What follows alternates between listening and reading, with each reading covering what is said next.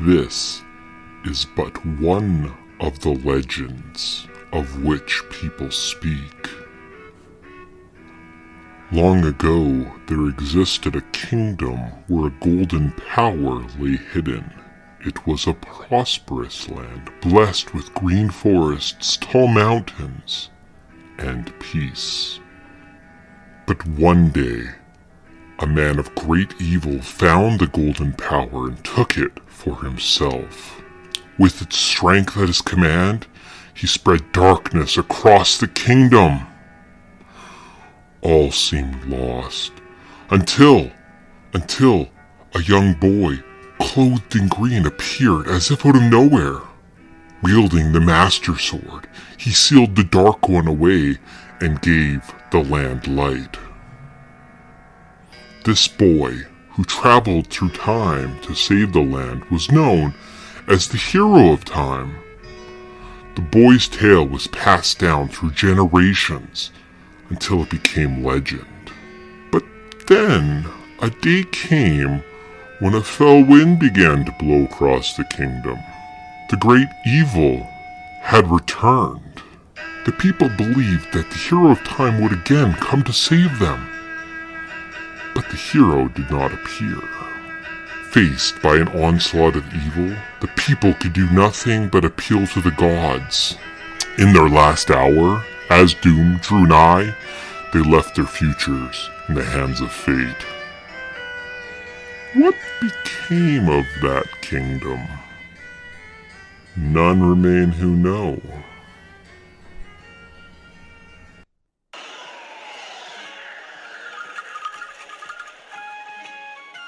Welcome to Podtendo's Legend of Zelda Wind Waker Retrospective. Over the next few episodes, we're going to be doing a deep dive into thematical elements, looking at the gameplay, and discussing the characters from Nintendo's masterpiece. If you haven't played this game before, or if it's just been a while, we do recommend that you pick up a copy to experience the journey with us.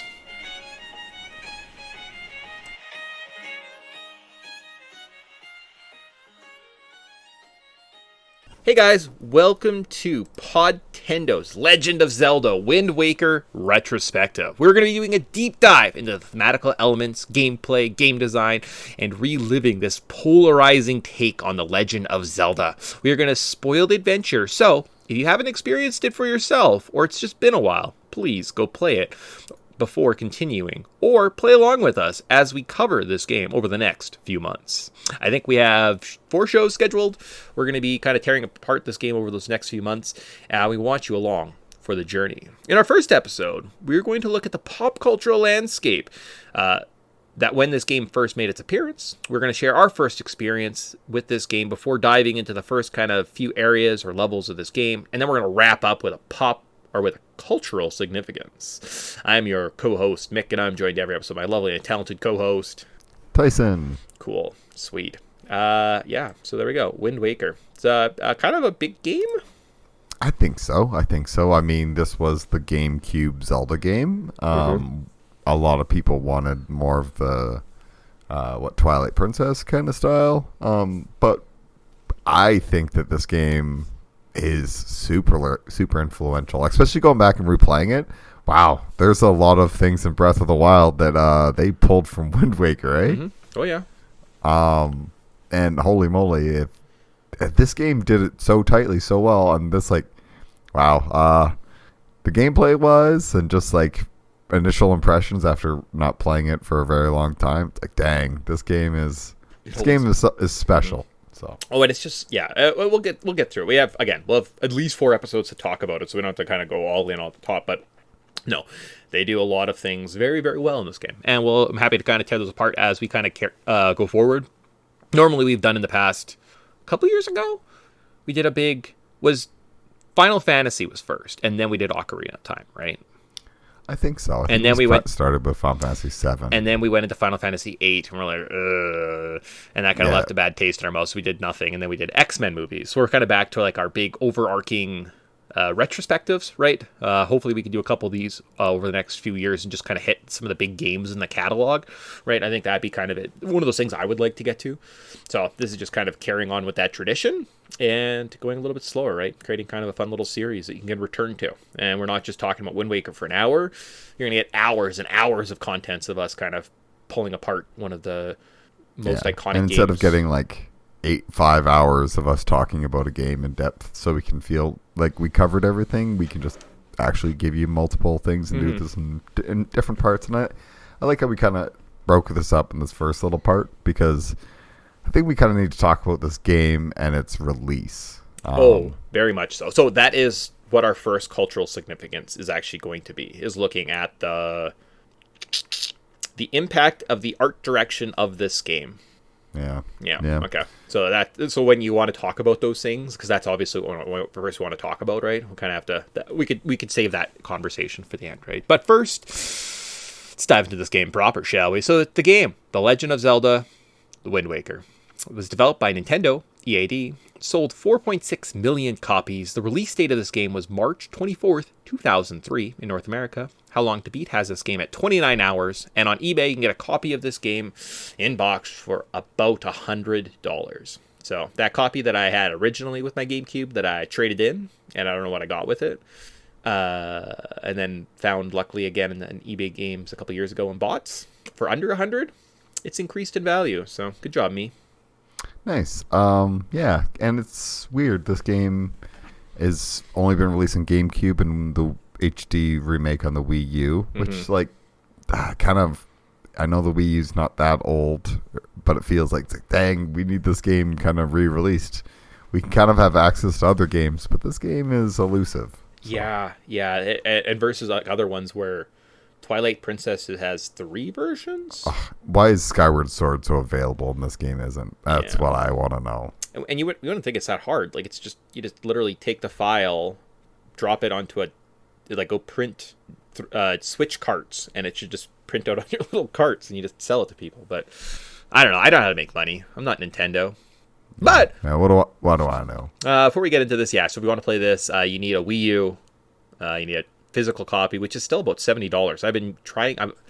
I have a copy on my Wii U because I bought the Wind Waker Wii U edition, so I have the special the digital one. I have the digital one, but I kind of want a physical copy because I'm a crazy person. So that's on the to buy list for the year. I don't need it now. I don't think it's going to increase in price drastically over the course of the year, right? So there's no rush. But between that and or buying a GameCube / Wii and a copy of this game, hard to find, and that's too bad because it's a good game. Yeah, especially considering it is like the spiritual prequel to the Breath of the Wild series, in a way. Cool. I'm excited for that take from you as we go through this. So, but before we do that, though, we have to do housekeeping, guys. We're a review pop culture Let's Play review show. So we lay it off the top. What is the pop culture aspect of our show as we jump into a Wayback Machine? We have to do that off the start. So we're going to get that out of the way. And then I think next episode, maybe we hit some development details. So that'll be kind of probably a big episode too, right? And then we'll just kind of break apart our other little sections piece by piece as we go. So Wayback Machine. So we're going to travel back in our patented time travel machine to March 24th, 2003 and see what did the world look like. So we have The Simpsons season 15, episode 15, Codependence Day. The Simpsons watch the new Cosmic Wars film and they aren't that impressed. So Fox goes out and buys Star Wars and ensures that it will never happen in real life. Yes. That's weird, The Simpsons not liking Star Wars. Man, these new Star Wars movies kind of suck. Yep, Fox, that is your mandate. You should definitely not make a crappy Star Wars movie. You know what? This Simpsons isn't going to predict the future again. But wait, no. Fox owned Star Wars at this point. It was Disney that bought them and wrecked them. Well, they were kind of already wrecked anyways, so okay. Yeah, well, are the prequels good? If you grew up with, besides, if your first movies are the prequels, no, what? I'm not getting into it. We're not getting into it. We're on Wind Waker. Let's get back to Wind Waker. We have 9 or 10 or 11 Star Wars podcasts. Go listen to all our old Star Wars podcasts if you want to know our takes on those. Anyways, top TV shows. We have House, Lost, Desperate Housewives, The L Word, Entourage, and Veronica Mars. So I've already stopped doing just the top 5 TV shows of the year because they were just American Idol twice and CSI twice. Yeah, and those suck. Yeah. These are good. House is decent. Lost is solid. Desperate Housewives, L Word, Entourage. I was into for a while, but I think all kids were into when they were going through their douchey phase. And then Veronica Mars is like a whole murder mystery, and I had a roommate that was big into it. I never watched an episode. I feel like I probably should have. Yeah. So Okay, cool. Top cartoons, or at least cartoons that came out this year. And if you didn't listen last 2 weeks ago, they'll be new to you. So Peppa Pig, Winx Club, Venture Brothers, Foster's Home for Imaginary Friends, and The Batman all came out in 2003. Movies this week. So this week, the only thing that came out, blockbuster hit, giant mega, everyone got out of the way, was Scooby-Doo 2, Monsters Unleashed. It's not the worst movie I've ever seen. Okay, all right. And still in theaters, you could see Eternal Sunshine of the Spotless Mind, Secret Window, Agent Cody Banks 2, Starsky and Hutch, and Hidalgo. Oh, okay. You know what? I feel like we've been here recently. Yeah. We were just on the other end, because I think literally the last game we just played, it was like these were coming out, and now we've kind of like they're beyond this. So, yeah. Yeah. Eternal Sunshine of the Spotless Mind is like genius. Yeah, it's wicked. And for some reason I have a soft spot for Secret Window. It's because of Anthony. He had this negative effect over our lives where I just love that movie. It's true. And that cabin across the lake, it makes me think of Secret Window every time I look across the lake. I'm like, there's probably a lot of corn under those windows. I gotta rewatch that movie. All right, sweet. And then if you waited a week or two, you could see Hellboy, Kill Bill 2, and 13 going on 30. Okay, like, again... Man, Mark Ruffalo's fucking killing it right now. He's in 13 going on 30. He's in Eternal Sunshine of Spotless Mind. Good for him. You know what? It's this guy, his career is gonna take off any minute now. Do you ever just, like, sometimes when you're bored and you have 4 hours to kill, watch Zodiac as often as I do? And you're like, man, it's a good movie. It is, but then it makes me want to become an investigatory journalist, and then I feel like the death threats that I might get because I'm going to come into contact with the serial killer and he's going to take what I say too seriously, and then I reconsider it and put the just... See, I don't have that problem. I just think I kind of like the killer's approach to these things. Just kidding. And then finally, the video games released for March 2003. We saw, maybe it's 2000. Wait, did I fuck up last year? Because didn't the James Bond game, did it come out 2004 or 3? I think there was something about like the handheld came out months first. I might have grabbed the notes. Anyways, from this. Let's not. Something got mixed up. Yeah, let's not. Who cares? Oopsie. So video games released this month were Ninja Gaiden, Metal Gear Solid, The Twin Snakes, Far Cry, Final Fantasy XI, Sonic Heroes, and Resident Evil Outbreak. Minus Sonic Heroes, some pretty good games. Not bad. So that's maybe Resident Evil Outbreak's not great. So potentially, if I did this correctly, and this game actually did come out in 2003, like I said, I don't know if I trust myself right now. Though that was the pop cultural landscape. So that's kind of the movies released. I didn't do the songs as much because I don't have the memory of a lot of the songs that did come out, right? And since we were moving past the 90s, and I don't just get to listen to Janet Jackson and Mariah Carey, we're trying something different. If anyone wants some songs and us just to play songs so that they can be flagged on YouTube and I have to mute them anyways, I can bring it back. But otherwise, I'm fine maybe not doing music going forward. No, it's fine. And honestly, music's kind of crud anyways. Yeah, we always end up being like, why is Mariah Carey or Janet Jackson just always here? Oh, I didn't hear that song. Okay, cool. Yeah, so that's... again... slightly changing the format. Look at that. 8 years in, and I'm still open to change. So typically what we'll do, after we know what the pop cultural landscape is, we'll talk about development details. That'll probably be next show. We'll do some breakdown of other stuff. We'll talk about first memories. However, I kind of feel like I would love to save my first memory section for our cultural significance discussion today, because I think my first experience with this game ties into... what was I calling it? Kind of the impact of the art direction of this game. So I think those are kind of finer, they're closer together than not, so I'm okay leaving my first memories for that if you're okay with it. Sounds good to me. Yeah, awesome. No, that's all good. Okay, so without further ado then, we will talk about just kind of the first area of this game, kind of get some level notes going, kind of talk about some of the new mechanics maybe that could pop up to a mysterious areas of Hyrule, or of the Great Sea. I apologize. And then finally, we'll end with our cultural significance. So we'll start out with level notes. We start out on Outset Island, guys. After you start the game, you hear some wind instruments kick up. You see some little seagull flying around. Oh boy, excited to play this cute looking game. We see an open cutscene of our sister searching for us. We wake up, we get dressed, we learn the ways of the sword before getting a present from our sister. With the telescope that she gave us, we witness some pirates fighting a bird and witness a girl falling into the fairy forest. Some more sword lessons, and a sword later, we're ready to storm the hill, enter the forest, and rescue the girl pirate from monsters. Afterwards, our sister gets captured by the bird, we get our shield, and we head off with the pirates to save her. So Outset Island. Any comments, questions, discussions you'd like to have about Outset Island? Well, we do. There's like a little cutscene to open this game, and yeah, I love this like little beginning spot. It's kind of cute. I hate the one snotty nose kid. It's disgusting. Oh, really? Wipe your nose. Yeah, but it's so cute. I hate him. It's so like gorgeous. No, I hate him. He's disgusting. Okay. It's gross. So blow your nose, you disgusting small child, you. Yeah, no, other than that, I love this like little beginning spot. I always feel like it's a little bit more bigger than I remember. Yeah. Yeah. You want to talk about that? So initially, when I told Tyson to play this, or we were talking, I told Tyson when I was letting him know where we're going to get to in the first episode, I was like, "Oh, we'll just do Outset Island. That's enough for a podcast, and we'll move on." There wasn't a lot here. So there, you climb down a ladder, run across a bridge, run across another bridge. You jump over some rocks and get some rubies. That's kind of it. You learn how to spin. You learn the basics of sword mechanics. Some of the new so there's like different slash techniques, which I think existed in Ocarina and Majora as well. But this one they just kind of bring it back, as well as we have, what's it called? In guard? No, what's the thing when like the little button lights up and it's all green and like pointy? Oh yeah, what the heck is that called? So you have a new mechanic where it's kind of a counter attack where you'll do kind of a rolling sword attack an enemy from behind. It is on guard.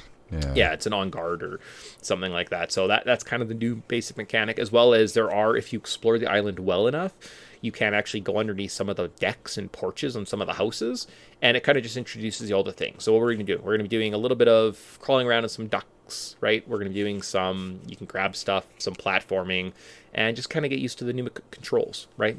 It's a pretty safe area, and you can't swim everywhere. So as soon as you hit the water, you see kind of this little swim meter, and when it goes all the way down, you drown. Yeah. Kind of limits how far you can kind of go out. Mm-hmm. And, maybe we'll get a side character that will help us out with that issue. Because I always forget, like, I have a little bit of a lassophobia, like a fear of deep water or whatever. Mm-hmm. But I don't have that in this game because it's just like the water's so colorful and beautiful. And I love, the art design is just, it's hitting the spot right now. And I love the colors that they chose. It's very bright and vibrant. It's absolutely gorgeous, right? The water's appealing. Makes you want to go for a swim. Yeah, but I guess that's like the big mechanic they probably do introduce subtly, you don't even know about, is they have lots of tight little bridges with curves, and they're hoping that you fall into the water at some point, and you see this meter that's pretty evident on the side. If you drowned, per se, all you do is you disappear back on dry land, right? So it's kind of those, you can't swim everywhere. We're going to have to find other ways of traversing the sea because you are limited in that sense. Cool, great. Yeah. What a great way to limit you on this island.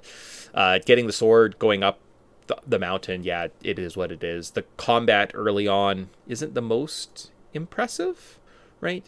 Saving Tetra from the kind of but again, we're basic. We're just kind of learning. Nothing super crazy there.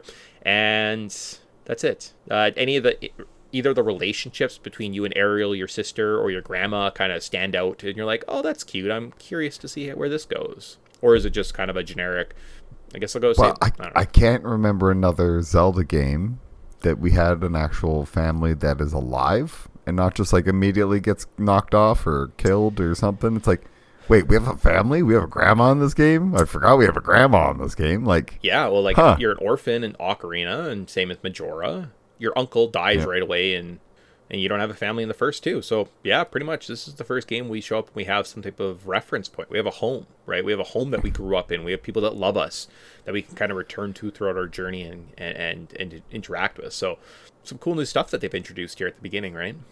Yeah, very much so. And it's like, well, you know what? We'll take it. And I guess we should mention you wake up in these blue clothes, brown pants, blue clothes. It's a similar look. I wonder if Link will ever wear blue predominantly for large periods of time before you are given on your birthday the traditional hero's garb, which is passed down of just boys coming of age on that island. So green hat, green shirt, or green tunic. Wonder what that looks like. And you have a cute little family shield that has like the Hyrule family crest on it. Right. Neat. It's very neat. Unless you're playing the hero mode or like the new game plus that I'm doing, and then you just wear your pajamas all the times. Oh, really? Yeah, that's weird. That's like the perk of that game. Now, why am I playing this? It's because all the Hyrulean text that is given to you. So you meet these great spirits, and they talk to you occasionally as if you understand ancient Hylian, and then they're like, "Oh, I'm sorry, I didn't know you didn't understand me. Here, I'll speak English." But in this version, it's actually all translated. So I'm actually going to get more lore and more from the cutscenes because I'm playing it for like the second time, right? So. Got you. Well, then you can include us in all that extra goodies. 100%. Every time we meet like a mystical being or something, or some ancient being that knows ancient Hylian, I will fill you guys in the best I can, and I'll let you know what they're talking about. So from there, though, guys, we gotta go save our sister. We love her. We got these pirates. They're our friends. Boop, boop. Let's head on to Forbidden Fortress. First, though, we must play a game with Nico. So we learn another one of the new mechanics where we can swing on ropes to do some platforming in this game. Get across to the other side, and he gives you the something. I have no idea what you get from the treasure chest. What the heck do you get? Right? You get an item. Oh, the spoils bag. Okay. Oh, I didn't even think about it. Yeah. It's just like, just kind of. So in this game, monsters will drop things from butterfly pendants to, I think, guts. Some animals drop guts that you can then go use and make potions and stuff like that for later on in the game, and they get collected in this pouch. So it's just basically their way of categorizing it in the menu. So really, you unlock a sub menu. The monster pouch. Yeah. Okay. Neat. Hence why I was like, I can't remember this. Inconsequential. And I was like, wait, this kind of seems like, same with like the telescope. I'm like, wow, I got a telescope. I'm going to use it all. You never use a telescope. It's terrible item. All right, so we're on to Forbidden Fortress. They're like, oh man, there's a lot of spotlights. Our ship's pretty big. I don't know if we can get in there. What if we put you in a catapult?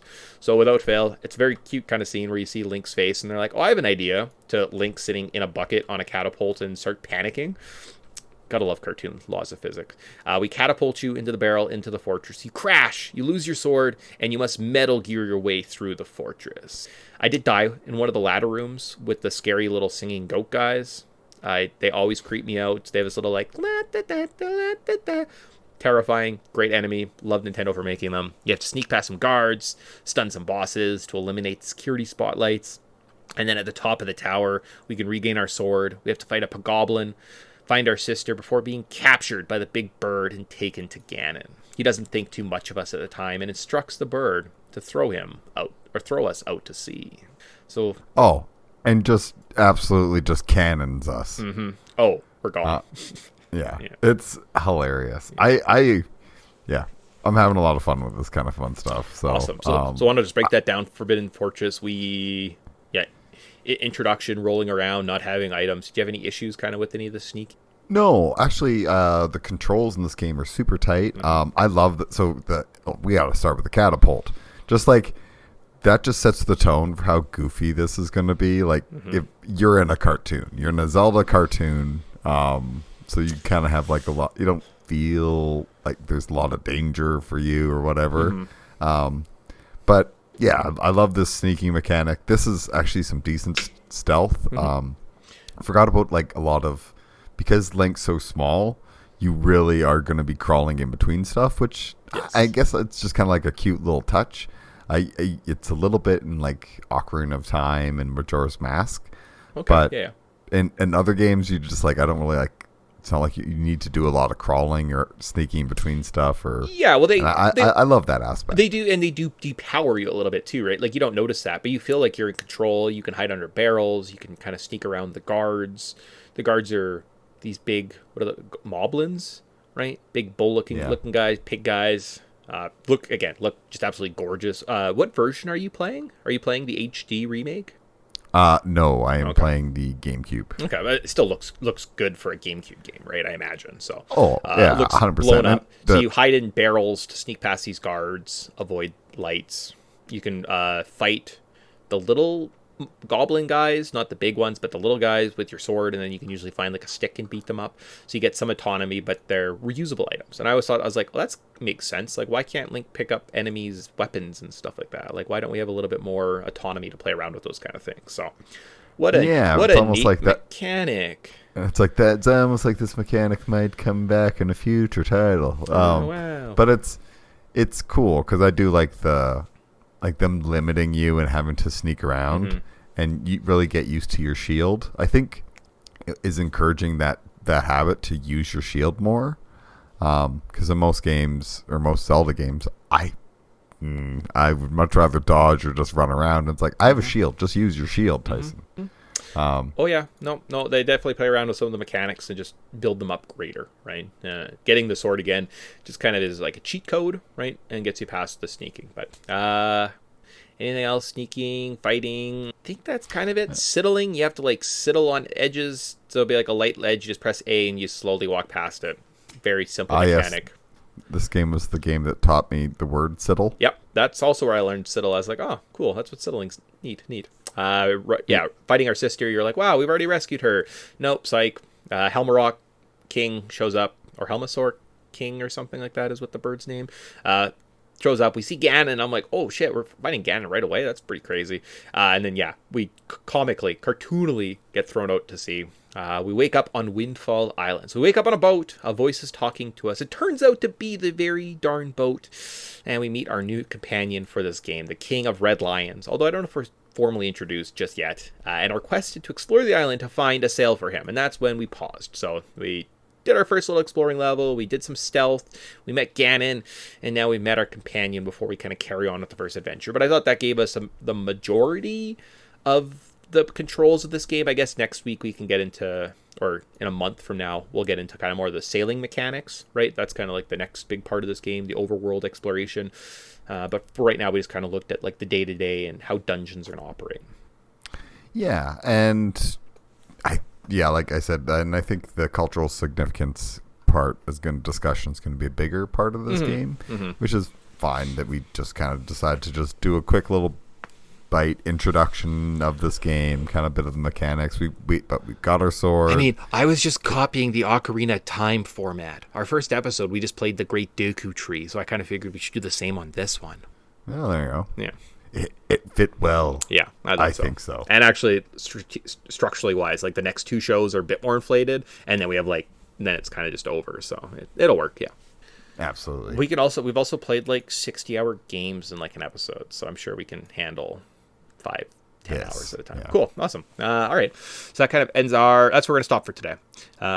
We have a new section, or we have a section, I guess, a holdover from our Ocarina of Time / Majora's Mask series called The Mysterious Areas of the Great Sea. So each episode, we will take some of the most interesting islands that we visit, and we can... so this one, we have to pick Outset Island, Forsaken Fortress, and Windfall. We can kind of see if we want to talk more about them, if I want to uncover some lore, because there's lots of lore to each one of the little islands in this level, and there's tons. I'm not obviously picking them all, but we'll kind of pick and choose ours. So let's do the big ones off the top. So Outset Island. It's pretty basic. It's the island where we start on. It is composed of 2 separate islands joined by a bridge. There is a forest on one of the peaks, which contains a fairy fountain. In fact, it's called the Forest of Fairies. And there's a big head rock on this island that reveals the 100-level Savage Labyrinth. Oh, okay. Maybe that's why this feels bigger than it is. Yeah, so there's you have to return with, I think you need the power bracelets as well as the leaf to get to it. Got you. Oh, that'll be a big mechanic in this game too. We have to change the wind and then glide around with a leaf at some point to get to certain areas. Oh yeah, I completely forgot all about that. Shit. You thought that was like Breath of the Wild before. Okay. Anything else about Outset Island? No, I like it. Okay. Kind of a cool little mechanic. It's funny that we didn't talk about it's just about why the birds kidnapping like our sister and kidnapping. Oh, okay, yeah, that's the. We didn't really talk about that. Do we know that but now? That's kind of the driving force. They mention it in passing, but it's not like a big thing. Like they say, I forget who says it. Like Tara or someone says that. Like, oh yeah, they're going around, and it's because no, it's the bird dude. The bird dude says like they're capturing. Oh, that's right. The Ruto postman shows up, and as we were talking before we head off from Outside Island, he says that the Helmarok King is going around capturing girls with pointed ears all over the Great Sea. Yep. That's exactly what it is. So Ganon is looking for something, a girl with pointed ears for some reason, and Tetra was at one point their target. So okay, make note of that. Okay, on to the Forsaken Fortress. This is where Ganon and his minions call home at the start of the game. He's collecting girls with pointed ears all over the sea. Tyson, just trust the notes. There isn't a one-to-one Hyrule comp for this island. Ganon has cast some sort of eternal darkness here, since it will always be night whenever you visit.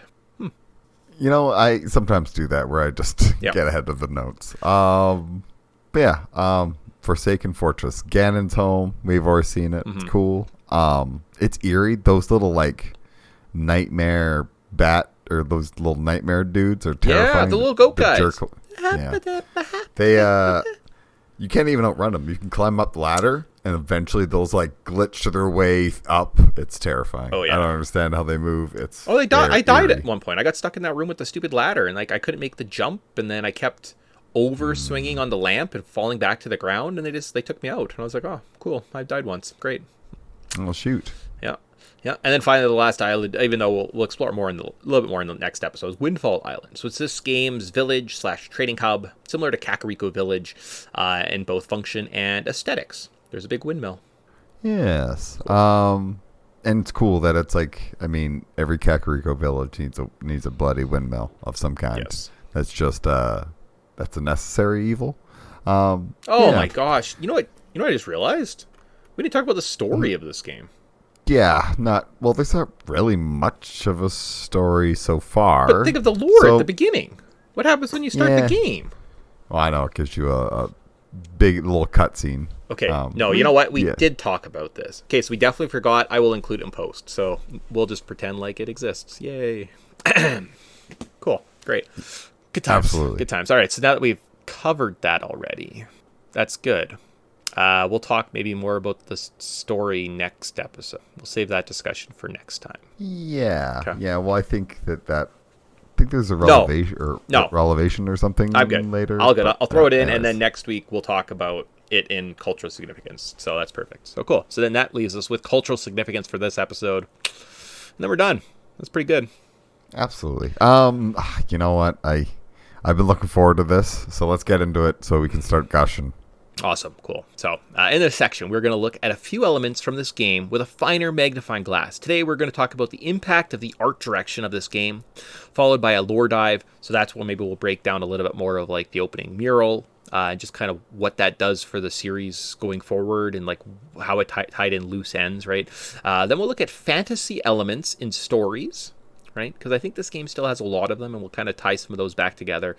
And finally, we're going to wrap up probably with some more lore chats, but maybe that's to be determined as we kind of go through this. Maybe something comes up. So yeah, so a couple on maybe lore. That's good. We'll do that, yeah, like I said, in about a month's time. So the story of this game design starts at the 2000 Space World Exposition, where Nintendo released a clip of Link and Ganondorf fighting with swords. A peek at the mature/dark graphics fans were expecting from the next Zelda entry. Unbeknownst to fans, though, the development team had already exhausted their ideas with this style and format. This led to one of their very first gag reactions that I recall. So that's gamers against graphics, or a gag reaction. So that's when like, oh, the graphics suck. Hey, you're gagging on it. Cool, okay. As this game was announced, I remember the internet losing its minds. Forums were blasted with negative comments, and it sounded like the gaming community didn't want a kid Link with pretty colors. They wanted a mature and dark Zelda. Okay. So that is kind of the forum. So if we want to now discuss our first memories, that's kind of the landscape that this game kind of came into. I know I fell for the hype, guys. I didn't pursue this game at first. I was like, yeah, I don't want a cartoon Zelda. I want mature. If it's just for babies, I don't even need a GameCube. I'm just going to stay with my PS2 and my Xbox because screw this. Do you have kind of like a first, do you remember your first initial reaction to seeing Wind Waker? Yep. Oh, I was with it like everybody else, where it was like, no, boo, this is bad. We wanted the cool, mature Zelda with all like the edginess to it. Like, you took out all the edginess. There's nothing cool here. Like, what's this baby stuff? Yeah. And I think, in hindsight, we were being stupid, because really I love the contrast of, we get probably one of the darker stories in the Zelda, or the Zelda franchise. You mean on top of? Oh, okay. You mean this game, or you mean with Majora's Mask? This game. Okay. Yeah, sorry.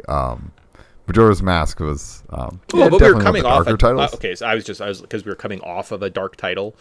So, but you're thinking this one is also kind of dark. Okay. Definitely, and I think that it contrasts well with the light shiny world, because Majora's Mask is like a dark world where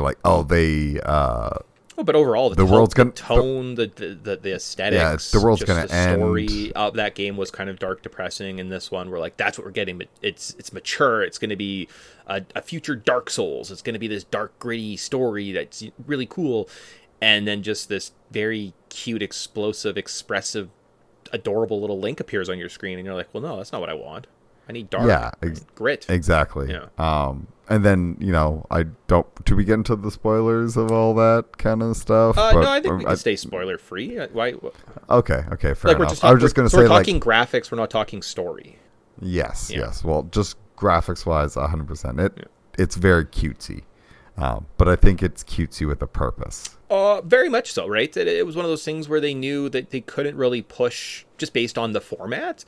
What you were getting wasn't going to push the medium in any way, shape, or form, versus they could create something new, something different, right? And something that the GameCube renders really damn well, right? Like, Wind Waker looks just as good as Skyward Sword on the Wii, and that's a generation before, right? Like, look at it. I think it maybe even looks better, to be perfectly honest with you, because they get to be, it's a cartoon. Cartoons always look good.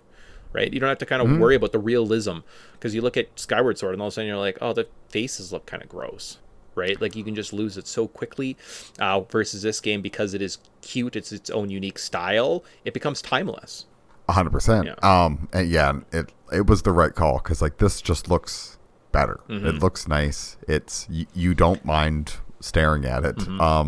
Whereas let's say some of the other games that came out at this time, like the not Ninja Gaiden, because that looks pretty good, same with Metal Gear Solid, but the Resident Evil, the Far Cries of this world, even Final Fantasy 11, there's lots of games that look not the style doesn't really looks pixelated or chunky. I was replaying some old PS2 games like the Jacks of the world, and Sly the Cooper. Ratchet and Clanks the Ratchet and Clanks of the world, and they are just ugly to look at.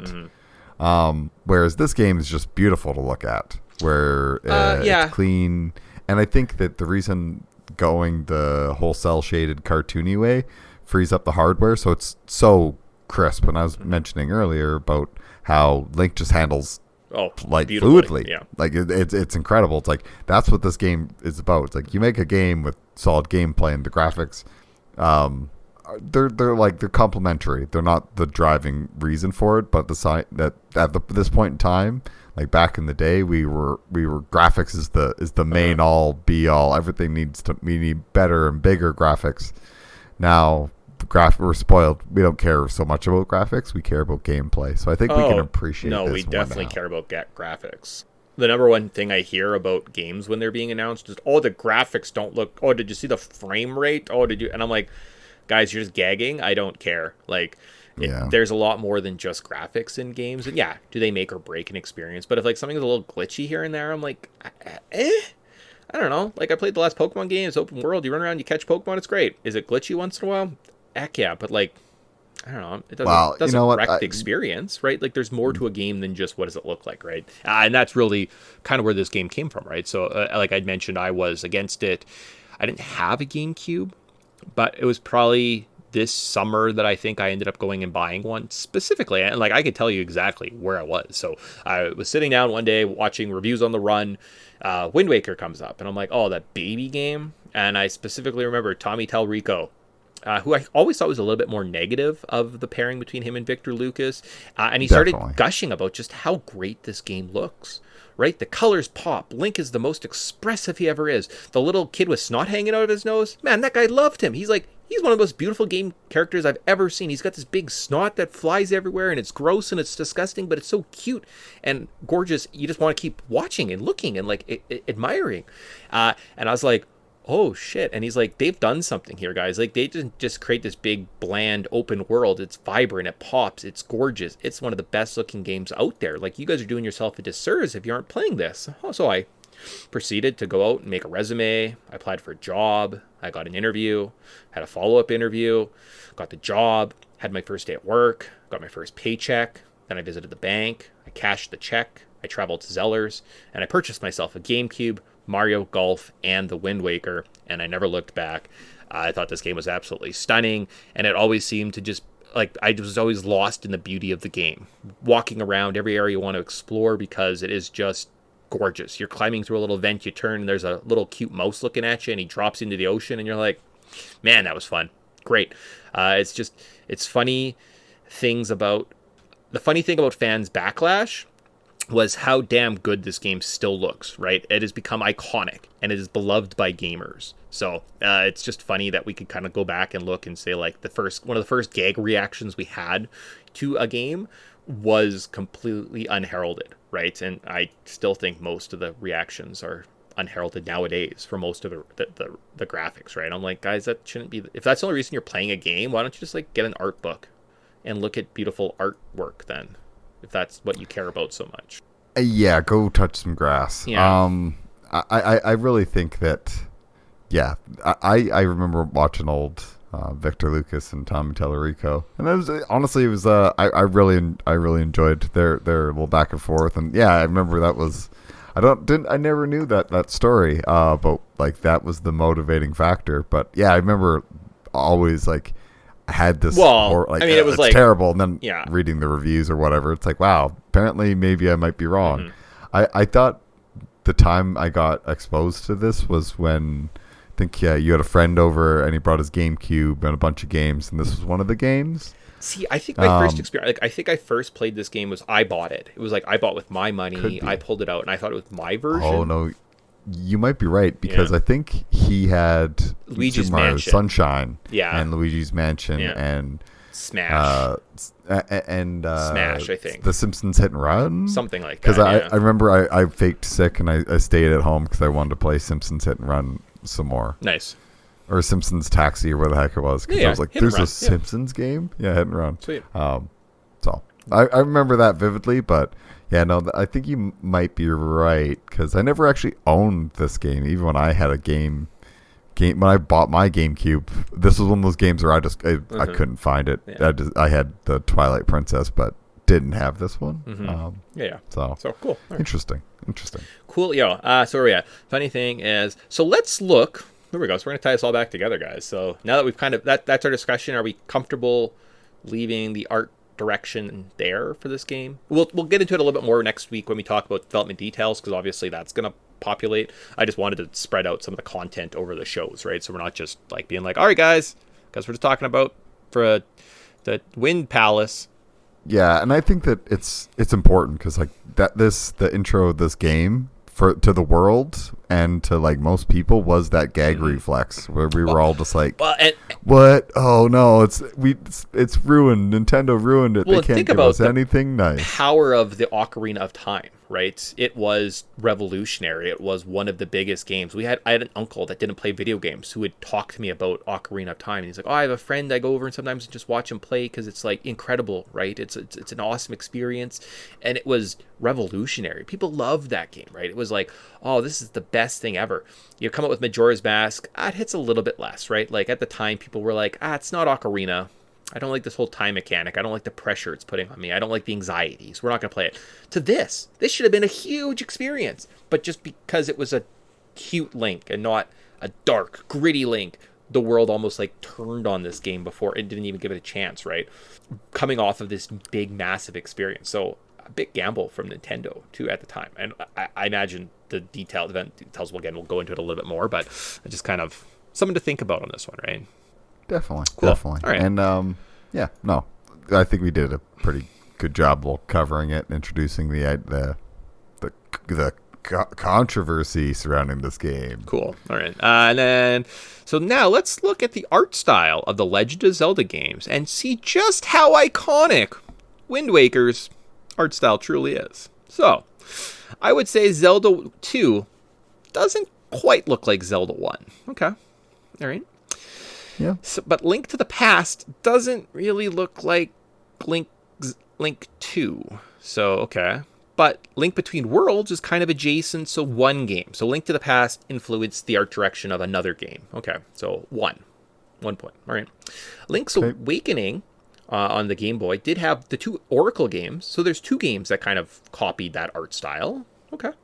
Yep. All right. Ocarina of Time has new art style, kind of modern 3D, and it was all the assets were shared with Majora's Mask. So I would say Ocarina of Time has one game that kind of is similar in art style to Ocarina, right?